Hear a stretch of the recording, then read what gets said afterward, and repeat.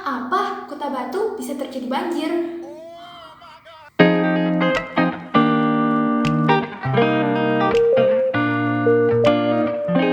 Assalamualaikum warahmatullahi wabarakatuh. Yo halo kawan, nama saya Fahiza Farhana Isnaini, kelas 7 dari Sekolah SMPN 4 Malang.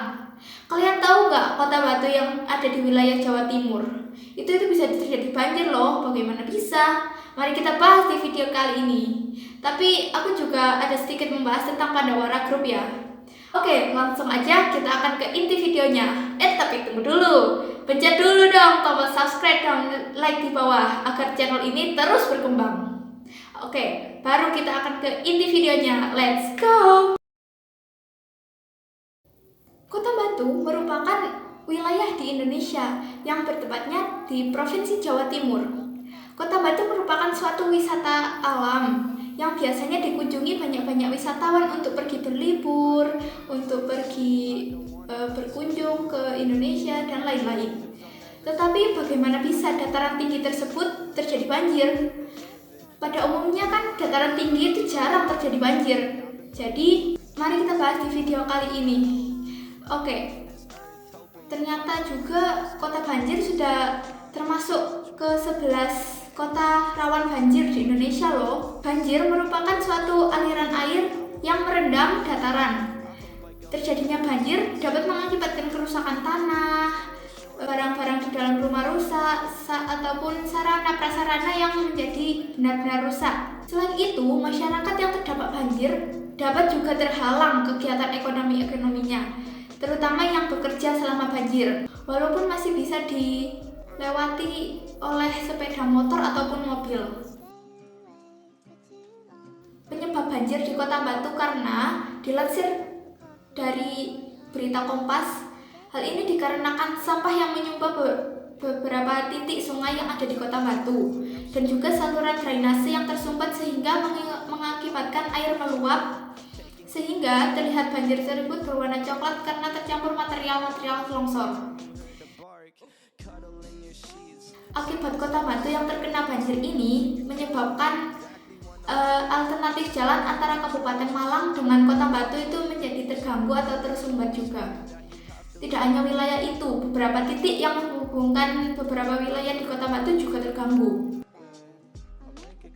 Cara-cara penanganannya bisa wisatawan dihimbau untuk tetap berhati-hati ketika berlibur, terutama yang berlibur di wilayah-wilayah sungai, air terjun, dan wilayah rawan banjir dan longsor lainnya. Walaupun tim penyelamat sudah menangani, masyarakat di sana juga dihimbau agar jika diguyur hujan atau banjir, lebih baik berhati-hati walaupun masih bisa dilintasi oleh kendaraan roda 2. Dilansir dari Kompas. Alternatif lainnya adalah, walaupun sudah ditangani dan sudah surut, masyarakat juga berupaya agar tidak membuang sampah di sungai. Jika hal buruk tersebut masih dilakukan, maka akan semakin parah keadaan banjir tersebut. Selain waspada longsor dan banjir, masyarakat juga harus waspada akan pohon dan ranting yang berjatuhan. Kronologinya adalah pada 4 November tahun 2021 kemarin terdapat hujan deras yang menyebabkan sungai di suatu jurang meluap.